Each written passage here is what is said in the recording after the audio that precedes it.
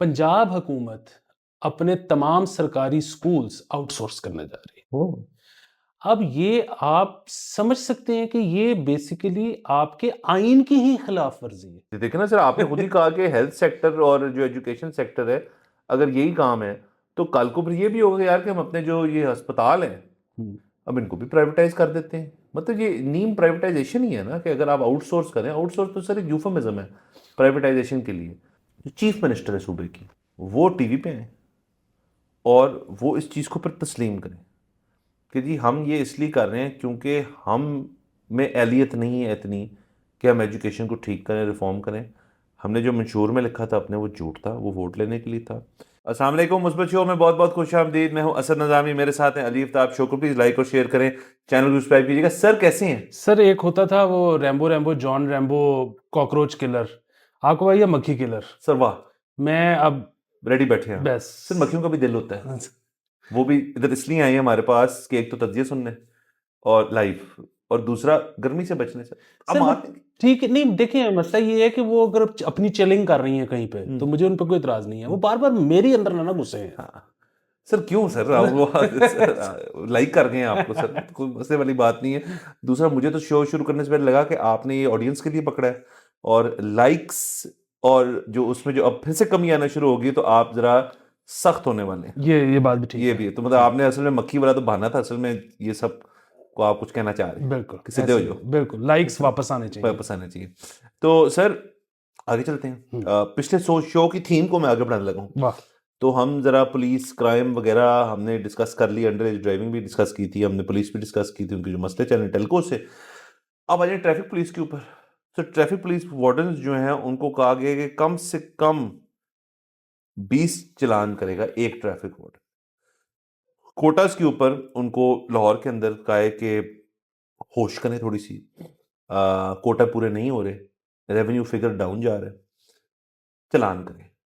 और सर मैं अब आपको ये बताऊं कि ये कोटा सिस्टम मेरे ख्याल में दुनिया में हम बहुत मुल्क होंगे जो करते होंगे, लेकिन हम जिस तरह उसको सीरियसली लेते हैं ना, तो अब आपने फुल चौकस होकर गाड़ी चलानी है, फ़ोन नहीं सुनना गाड़ी में, सीट बेल्ट लगा के रखनी है, लेन चेंज में इंडिकेटर देना है, गुड बॉय बन जाना सबने, क्योंकि वो अब निकल पड़े हैं और उनको इंडिकेशन दे दी कि ये ऑडियंस के लिए हद तक मैं बता रहा हूँ, लाहौर की हद तक, कि आपने ज़रा अब अवेयर रहना है कि वो कापियाँ जो है ना और उनकी पेंसिलें वो तेज़ हैं, और नो वो मर्सी। नो मर्सी मोड में आने लगे हैं और चलानो चलान करने लगे हैं सबको।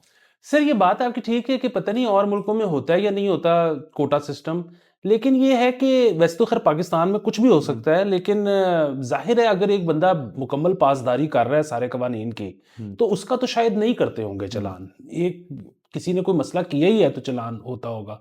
सो इस पे हम सरकार को जो है रोक भी नहीं सकते। हम्म, मतलब हम कैसे कहें कि यार माफ कर दो, मतलब जाहिर है अगर कोई गलती की है तो फिर चालान तो होगा।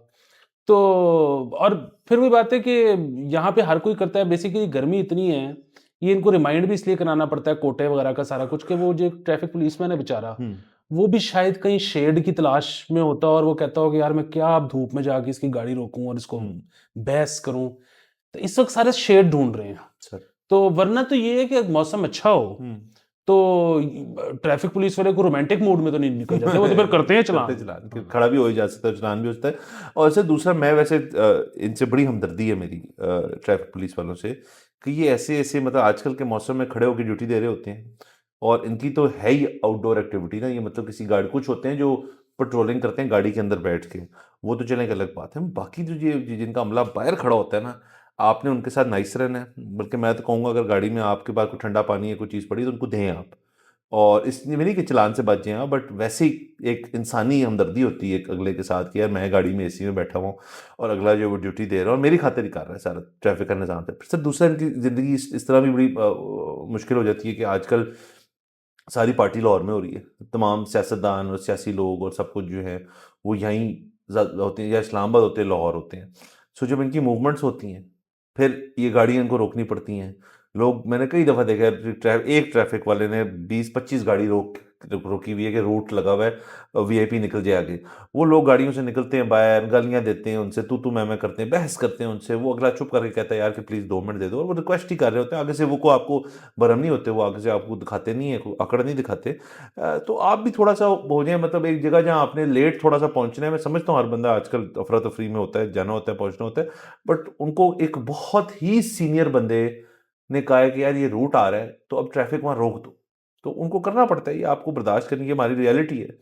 बिल्कुल, मैं तो इसमें जो है ना यही करूँगा रिक्वेस्ट के बहुत प्यार से ना, वैसे तो क्योंकि मैं बहुत दफ़ा कोशिश कर चुका हूँ हुँ, कि आप उनके पास जाके बहुत प्यार से पूछो कि सर आप तो अपनी ड्यूटी कर रहे हैं, बस मुझे नाम बता दें कि रूट लगा किसका हुआ है। हाँ, वो पहले 3-4 दफ़ा यही कहते हैं कि सर हमें नहीं पता। हुँ, लेकिन अगर आप बहुत प्यार से बहुत रिक्वेस्ट करो ना तो कई दफ़ा बता देते हैं कि फलाने का है। हाँ, उस बंदे के खिलाफ ट्वीट करो, हाँ। कि जिसका रूट लगा हुआ है। कि जी आपने शाम को 6 बजे रश आवर में अगर आपने पहुँचना है घर, तो आप भी ट्रैफिक में लगे फिर। और आपने जाना भी कहाँ से जी? कैवलरी ग्राउंड से।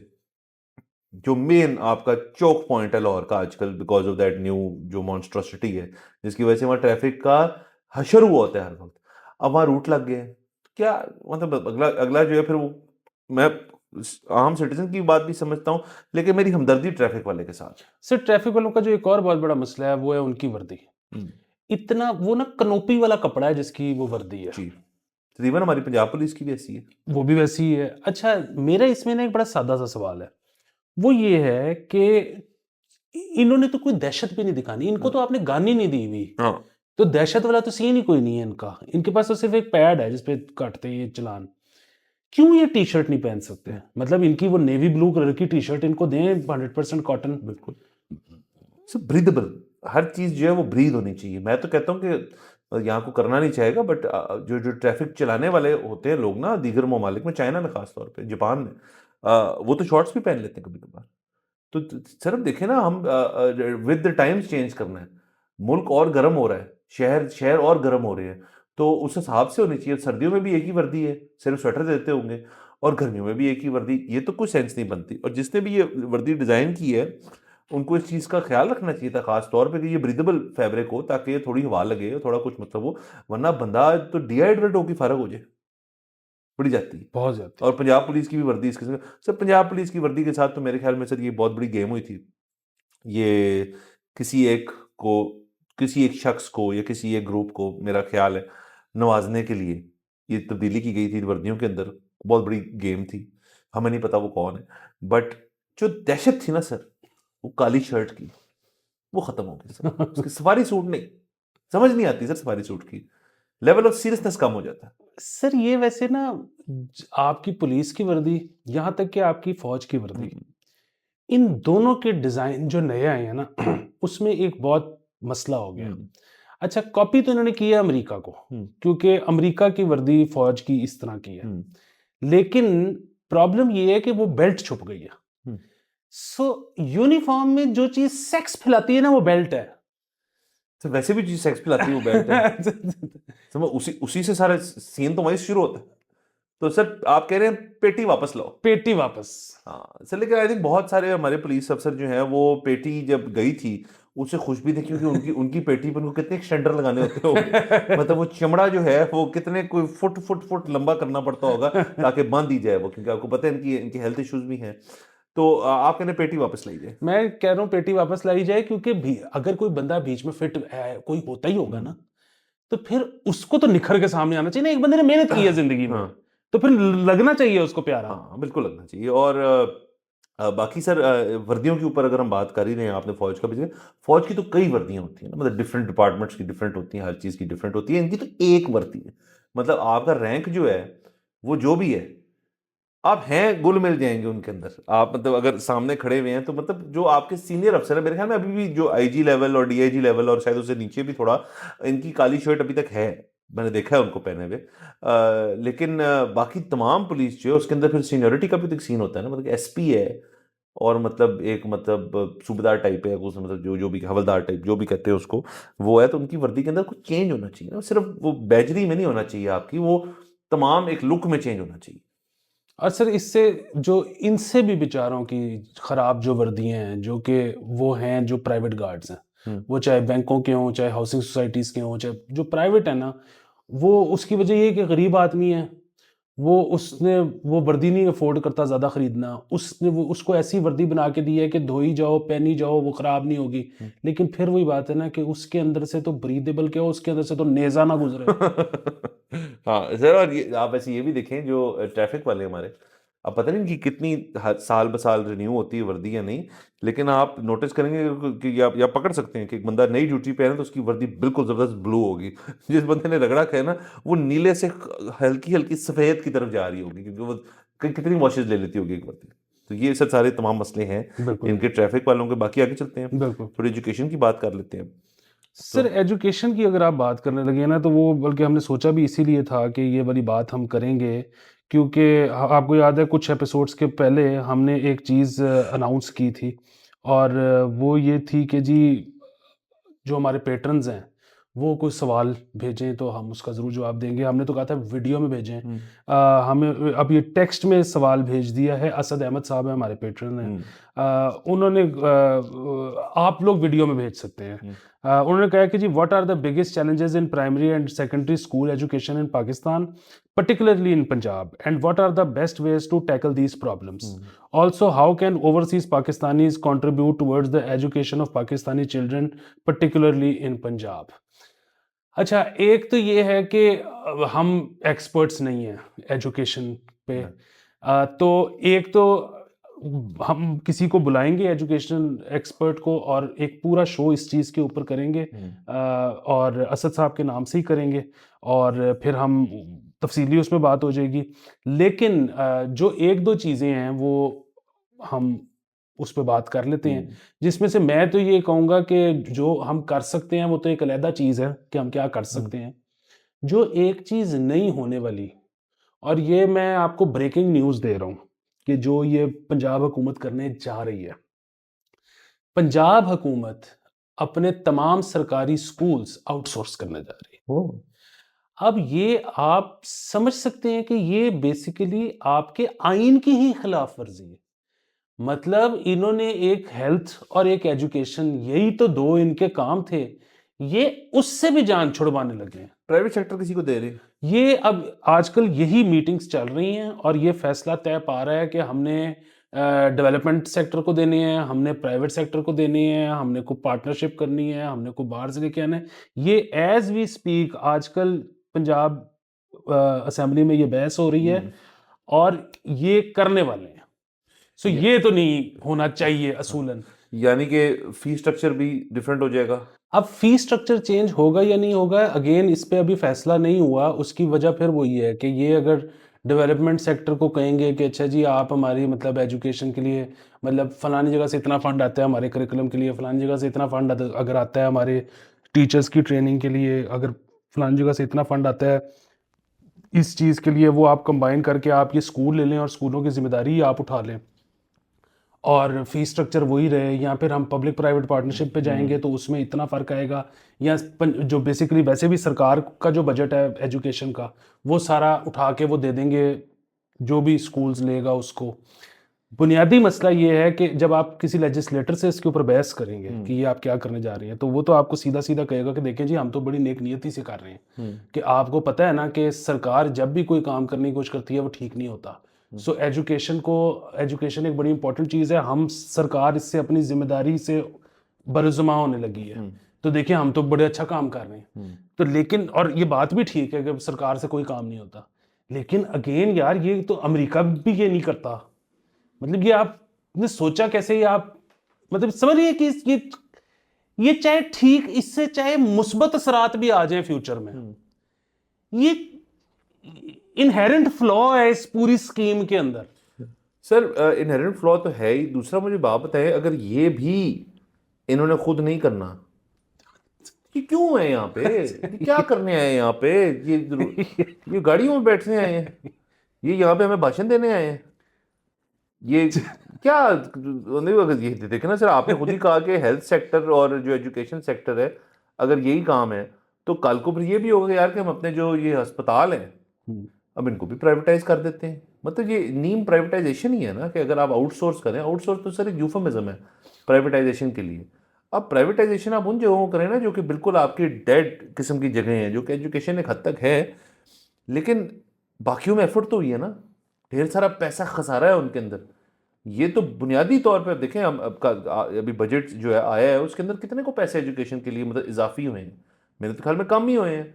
अगर आप उसके अंदर इन्फ्लेशन पॉइंट ऑफ व्यू से सोचें तो यहाँ पे अगर अब इनसे एक चीज़ नहीं हो रही तो मेरे तो ख्याल में सर इसकी एक स्टैंडर्ड पॉलिसी होनी चाहिए। जो एजुकेशन महकमे के लीडरान हैं, हेड हैं, बल्कि सॉरी नहीं, जो चीफ मिनिस्टर है सूबे की या सूबे का, वो टीवी पे हैं और वो इस चीज़ को फिर तस्लीम करें कि जी हम ये इसलिए कर रहे हैं क्योंकि हम में एहलियत नहीं है इतनी कि हम एजुकेशन को ठीक करें, रिफॉर्म करें। हमने जो मंशूर में लिखा था अपने वो झूठ था, वो वोट लेने के लिए था।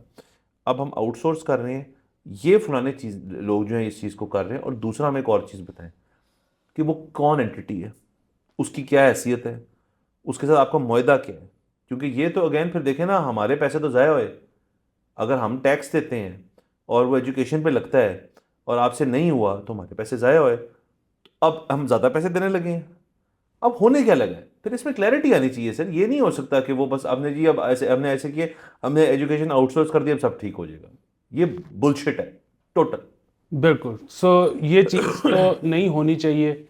उसके अलावा कुछ जो है ना क्रिएटिव चीज़ें हैं जो कि पास्ट में हुई हैं, कामयाब नहीं हुई, अभी भी हो रही हैं, पता नहीं कामयाब होंगी कि नहीं होंगी, लेकिन शायद क्रिएटिव सॉल्यूशंस की हमें ज़रूरत है। मसलन जिस तरह आपको याद होगा शहजाद रॉय ने एक चीज़ की थी, हुई वो फ्लॉप, लेकिन थी मेरे ख्याल में उसकी सोच अच्छी थी कि उसने वो स्कूल बनाया और उसने जो चिल्ड्रन थे आउट ऑफ स्कूल जो बेसिकली स्ट्रीट्स पे थे उनको कहा कि तुम डेली स्कूल आया करो और तुम्हें डेली स्कूल आने के मैं अलाउंस दूंगा। वाह।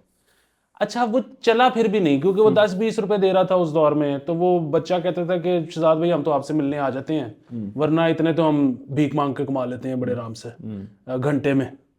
तो इसी तरह अब ये एक और चीज़ कर रहे हैं पंजाब गवर्नमेंट वाले कि ये क्या कर रहे हैं कि इन्होंने एक लिस्ट बना रहे हैं जो बच्चे फैक्ट्रियों में काम करते हैं और उनके लिए अर्ली स्कूल खोलने लगे हैं कि जी ये बच्चे का फैक्ट्री अगर शुरू होती है 10 बजे तो वो सुबह 7 बजे आ जाए स्कूल पढ़ने। अच्छा अब इस पे अगेन बहुत लोग ये एतराज़ करेंगे कि यार चाइल्ड लेबर हो रही है, आप वो बंद करें। वो बंद कराएं, आप अर्ली स्कूल में। लेकिन अब उधर के भी मसाइल हैं, इधर के भी मसाइल हैं, वहाँ बड़े फंसे हुए हैं सर बिल्कुल। और एजुकेशन का सर नो वन वे जो आप कह सकते हैं जिससे इसका हल होगा। ये असल में एक ही चीज़ से सारे मसले हल होंगे, वो है एक मुश्तरका पॉलिसी। मतलब अगर आप उसको करके चलाएंगे आगे, एक गवर्नमेंट, दूसरी गवर्नमेंट, तीसरी गवर्नमेंट उसके ऊपर इम्प्लीमेंटेशन करेगी तो मसले हल होना शुरू हो जाएंगे। यहाँ पे इशू ये है कि जब नहीं कहा, और हर तमाम इश्यूज़ का यही बुनियाद यही है कि कंसिस्टेंसी नहीं है किसी पॉलिसी के अंदर।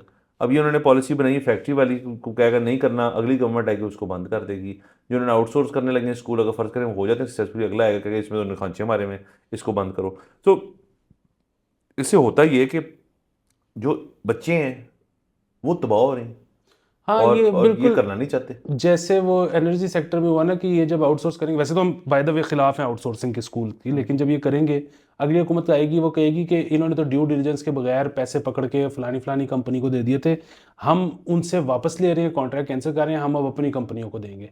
अच्छा वो करते करते ये 4-5 दफ़ा एग्जॉस्ट करेंगे, मुख्तलिफ लोगों से पैसे पकड़ के या वुडेवर कॉन्ट्रैक्ट करके लेंगे, और उसके बाद जब ये करना चाहेंगे तो कोई आएगा ही नहीं लेने।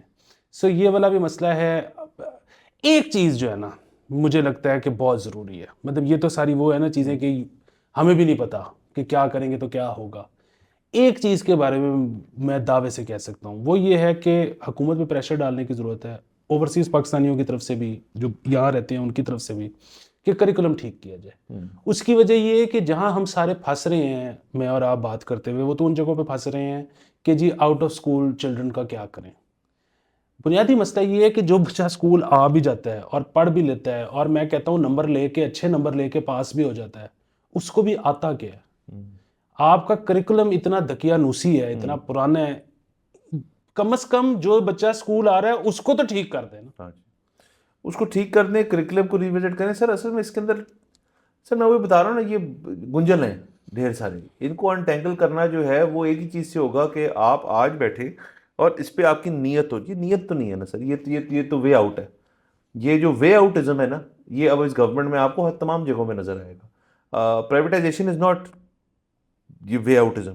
वो तो देखें ना, पीआईओ करने लगे हैं और इदारों का नाम बज रहा है। वो तो देखें एक अच्छी चीज़ है, क्योंकि ऑलरेडी उसके अंदर एक बहुत ज़्यादा डेट है। आप उसका, ये तो हमें पता ही नहीं है क्या ना, हमें एग्जैक्टली हमें आइडिया ही नहीं है कि जी कितने डिस्ट्रिक्ट हैं, उसमें कितने स्कूल हैं, उसमें क्या किताबें हैं, सब कुछ हमें इतनी जो बुनियादी चीज़ें पता है वो ये है कि करिकुलम ठीक नहीं है, उसको ठीक करें, रिविजिट करें। सर इन चीज़ों के लिए ना आपको पैसे नहीं चाहिए इतने, ये तो आपने को अच्छे माइंड्स बिठाने हैं 6-8 जो मॉडर्न नज़रिए से सोचते हैं और एक करिकुलम डिज़ाइन करें और उसको इम्प्लीमेंट करने के लिए फिर वो एक लेदर डिबेट है, पहले बना तो लेना, हमें भी दिखा दें करिकुलम के ऊपर जो माजी के अंदर जो चीज़ें हुई हैं वो हमने खुद ही देखा है कि उसके अंदर क्या क्या उन्होंने करने की कोशिश की थी। और वो उन्होंने प्राइवेट सेक्टर को भी देने की कोशिश की, प्राइवेट सेक्टर नहीं उसके ऊपर जा रहा।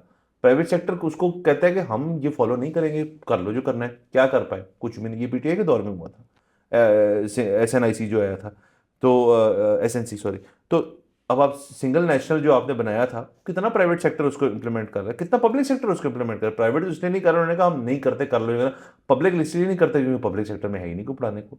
तो सर ये मसले जो है ना, ये बेयर बोन्स करके ना, इसको बिल्कुल आपको जीरो बेस पे जाके इसको ठीक करना पड़ेगा, वरना नहीं होगा। अच्छा देखिए, इसमें ना कि अच्छा करिकुलम अगर एक दफ़ा बन जाता है ना, तो एक तो ये है कि प्राइवेट चाहे ना अडॉप्ट करे। प्राइवेट देखिए, प्राइवेट तो एक बड़े सादा सी चीज़ है। वो ये है कि वहाँ पे बच्चे आते हैं, फीस देते हैं, जो उनका दिल करे वो पढ़ें, जो दिल नहीं करता ना पढ़ें, वो हमें क्या उससे लेना देना। हमने तो गरीब के बच्चे को वो करना है ना। तो सरकारी स्कूलों में वो अच्छा करिकुलम लगे। फिर ये है कि जाहिर है जितने मदरसे हैं उन पे तो हुकूमत का जोर चलता है ना, तो वहाँ पे इंश्योर करवाए कि उधर अच्छा करिकुलम पढ़ाया जाए। तो ये वो चीज़ है। बाकी जो 25 मिलियन बच्चा आउट ऑफ स्कूल है उसका तो फिर सोचना पड़ेगा।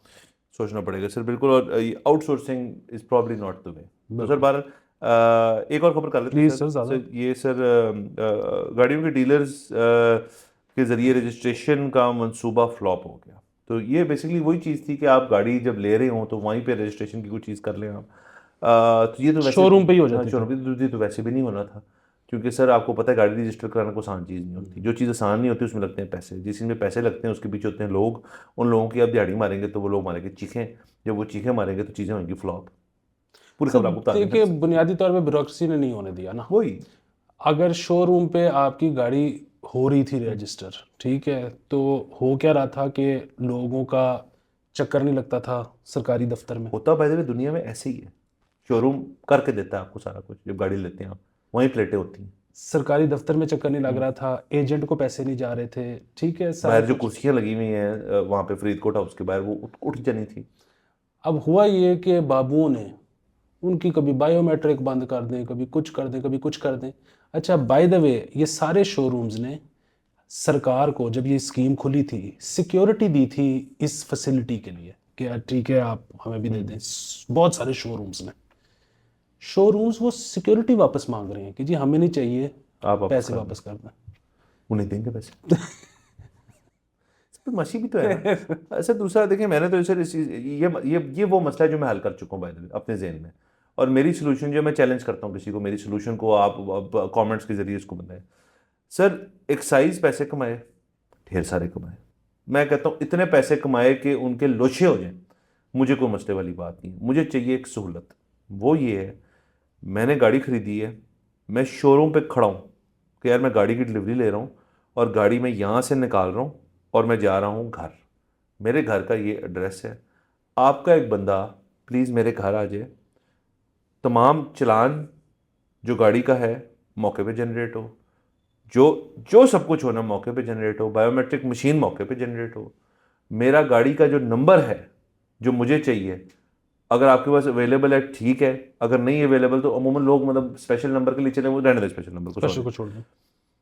आप जब घर पहुंचे हैं ना, एक एक्साइज का बंदा खड़ा हुआ है कि सर अस्सलाम वालेकुम, आप सर आपकी ये सारी मैंने डिटेल ले ली, गाड़ी की चेसी नंबर गाड़ी का नोट डाउन किया, गाड़ी की जो होता है ना, आपको पता है ना गाड़ी आपको असूलन मैं एक मसला हल भी कर रहा हूँ रजिस्टर कराते वक्त गाड़ी शो करानी होती है। इस्लामाबाद में अभी तक है, लाहौर में अभी तक कानूनी तौर पे कोई कराता कोई नहीं है। कोई भी नहीं कराता। हाँ, कि ये शो भी होगी गाड़ी कि ये वाकईतन ये गाड़ी मैं देख के आया हूँ, उसकी तस्वीरें होता है एक साइज वाला, पोर्टल पे ही अपलोड करें, ज़बरदस्त गाड़ी की निशानदेही होगी उसी वक्त with Chesi number with engine number, आपको एक निकाल के दे प्रिंट आउट या व्हाट्सएप कर दे आपको, आप प्रिंट आउट खुद निकालते फिरें, आप उसको इजी पैसा या जायज़ कैश करें पैसे, लेकिन ये गाड़ी आपकी ऑन रोड सेम डे आपकी गाड़ी ये रजिस्टर होगी, ये नंबर है इसका, प्लेटें जो है घर आपको वाया टीसीएस पोस्ट हो जाएंगी इन 4 to 5 वर्किंग डेज, बट गाड़ी आपकी रजिस्टर्ड है।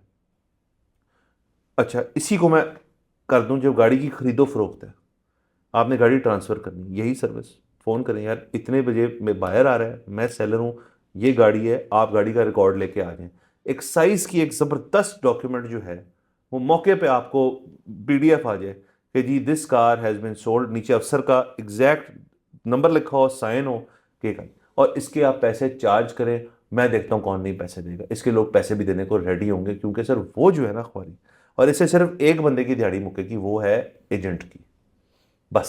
सर ये हो चुका है। सर मेरे नज़दीक ये हो ही नहीं सकता सर। ये हुआ, ये लॉन्च किया गया, ये लॉन्च किया गया, उसकी विजिट की फीस थी 10,000 रुपये, लेकिन प्रॉब्लम है ना, वो 10,000 रुपये या कोई भी प्रीमियम जो चार्ज हो रहा था इस सर्विस के लिए, वो तो एक्साइज के अकाउंट में जा रहा था। तो एजेंट क्या कर रहा था, या वो बंदा जो एक्साइज का मुलाजिम है उसको क्या मिल रहा था? सर पहले उन्होंने कहा जी कि हम अपना सिस्टम ओरेकल से किसी और चीज़ पे शिफ्ट कर रहे हैं, बंद तो हो गया इतने हफ्ते पंजाब में गाड़ी रजिस्टर नहीं हो रही थी, ये इतने अरसे बंद रहा, उनको समझ आ गई, ये वापस लिया, अब दोबारा से गाड़ी रजिस्टर हो रही है। सर मैं आपको बता रहा हूँ, मैं कह रहा हूँ मेरे आइडिया से कोई डिसएग्री करे कि इससे सहूलत है या नहीं है। सर इसका ना आपके आइडिया में अगर एक चीज़ इख्तरा कर लेना, वो ये है कि इसमें 15,000 रुपये और ऐड कर लें, जो कि एजेंट्स की फीस है, जो कि लाहौर के तमाम एजेंट्स में डिस्ट्रीब्यूट हो जाएगी। सर नहीं, इससे मैं डिसएग्री करता हूँ सर, वरना वो होने नहीं देते ना। मतलब वो बैठे हुए उनको 15,000 रुपए से पर मैं एजेंट बन जाऊंगा। वरना मतलब एजेंट को भी बाहर में जाए, एजेंट की कौन पूछता है? एक्साइज के जो मुलाजमीन है उनका बोनस में आइडिया आ गया सर, बैठे बैठे आपके शो के ऊपर सर, एक्साइज एजेंट्स को आउटसोर्स कर दे ये काम।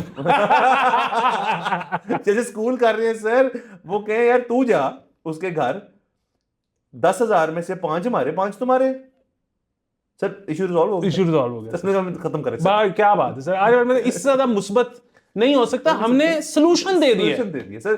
लेकिन जो सुनने वाले हैं ना वो बहरे हैं सर, वो हमारी बात उन तक पहुंचती नहीं सर, एक दिन पहुंच जाएगी सर, हम ऊंचे हो जाएंगे सर, लाउड हो जाते हैं सर, फिर सब पहुंच जाएंगे। अच्छा सर, मैं बता रहा हूं, जिस दिन हमने पुरफिजा मकाम यूनाइटेड स्टेट्स ऑफ अमेरिका से बैठ के शो किया सर, लेवल ऑफ सीरियसनेस आ जाएगी एकदम से, सारे लोग हमें सीरियस लेंगे। हाँ, मतलब आप और मैं बैठे हुए हैं कहाँ पे जी, टाइम्स स्क्वायर, वॉशिंगटन में बैठ के शो हो रहे हैं। वाह, उदय यूनुस साहब को भी उठा लेंगे सर एक शो, खत्म ही हो जाएगी। आपसे इजाजत लेते हैं, नेक्स्ट एपिसोड में मुलाकात होगी, खुदा हाफिज।